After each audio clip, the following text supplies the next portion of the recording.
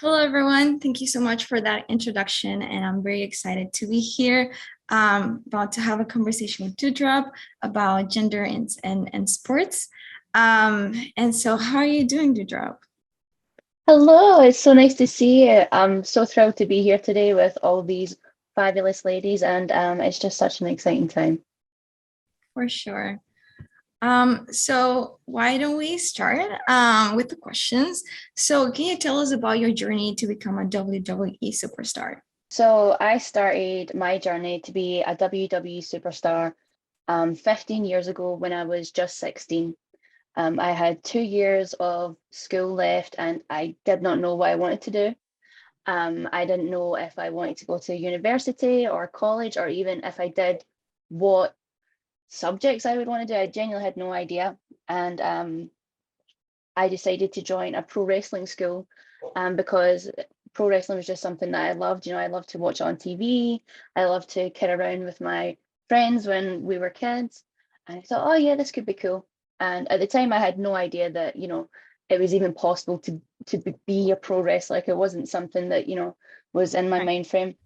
Um, and when I was 16, like I was very, very unconfident, very shy. I really struggled to speak up in class or in big groups of people.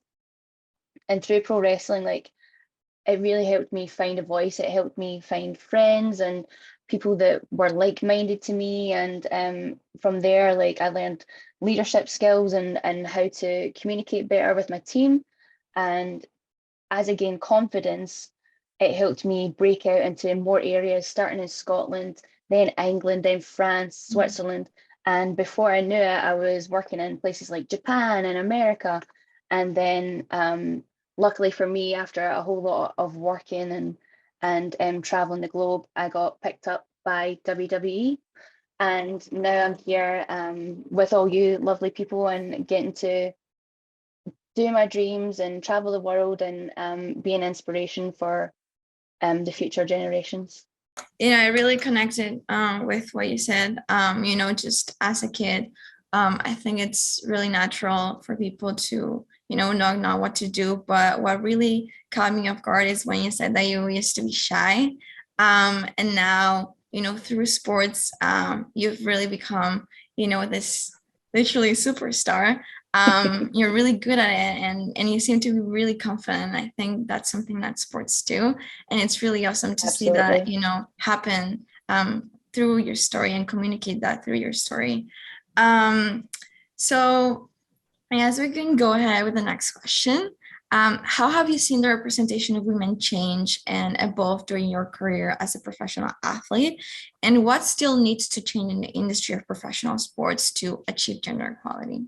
In my field alone, the difference has been staggering because back when I started at my wrestling school, there was just me and one other female, and that was unheard of for schools in Scotland to have two female trainees. It wasn't a thing.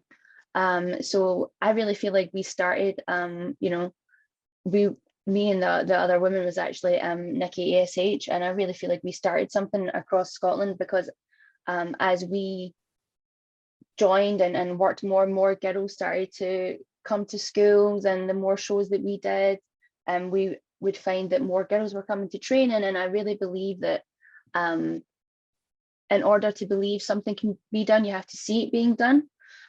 So I noticed over the years, as we traveled more and as we did more shows and got our names out there, more people were joining, more girls were joining.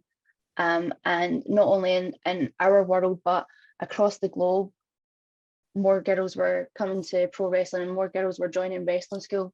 And on the professional demographic of it, the role of women was changing in professional sports as well. There was not only more women, but women from different backgrounds, women who were diverse, who looked differently, who came from different walks of life. And although I do think there is still some progress to be made, there is progress every day. And something I think that is the biggest thing that needs to change is perceptions. Um, Not only just in the way that women in sports are viewed from others, but also how we view ourselves. I think the more confidence that women in sports have to believe that they are the difference makers and we are the change makers. It all starts with believing, you know. Right. No, I definitely agree. Perception is a big thing, especially, in sports and areas where there's not a lot of, female representation. So I really appreciate that, you being there and doing your thing is also helping other girls to get motivated to, get involved with sports like wrestling, which, has, generally been known as sports for men, but that's really not like Yeah. as it really is. And I guess I wanted to ask you as a follow-up question about, your experience. What is like something that, you mentioned that you joined this as a 16-year-old girl. Was there anything, a person or an experience or a thought that you were like, you know what, I'm just gonna do it. I'm just gonna break the cycle. I found a lot of doubt in my career, not just from myself, but from others. And it can be really difficult to tune that out. And it can be really difficult to keep motivated in those times when, you feel like every door has been closed in your face and there's just so many hurdles and barriers for us to break through that it really becomes disheartening.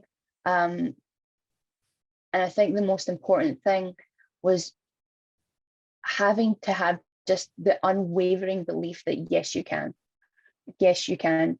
You absolutely can do anything that you put your mind to. But it all starts with believing. Having that self-thought is it's kind of connecting with having confidence in ourselves, and thank you so much for sharing that. And finally, what is one thing during your time as a professional athlete that you've learned and that you would like to tell your younger self? One thing I would tell my younger self is celebrate every success, no matter how small, even if it's just you got up and you went to training when you really didn't want to that day. Like, celebrate every success and enjoy every moment. There's been a lot of big moments in my career that I maybe didn't enjoy as much as I should have, or maybe realize the gravity of them as much as I should have, because I let panic or worry or the nerves get in the way. So I would really go back and tell myself, like, take an extra couple moments, just take it all in, breathe and enjoy the moment, and be that good energy for yourself and for your teammates. I definitely love that. I think, it's really easy to focus on, when this happens, I'm going to finally be successful, or when I achieve this, I'm going to be happy. And especially as young people, it's really easy to look forward to the future. But you just mentioning that, the whole journey is what, really brings us to that. And it's equally or probably even more important than, the final result. It's really special. And I think it's really motivating to the young people who are watching us. So thank you so much for being with us today and sharing your story, sharing your journey, which I'm sure it's really inspiring for other people, especially like even for me, it's really inspiring to see all that you've been through and that you decided to be confident in yourself, and even being shy when you were younger, and go through it and say, like you said, yes, you can. And now look at you, all the things that you're doing, inspiring so many people around the world, and definitely breaking the cycle in women in sports. So thank you again for being with us today and participating in this summit. And thank you everyone who is here watching us. I hope you continue to enjoy the summit, and goodbye.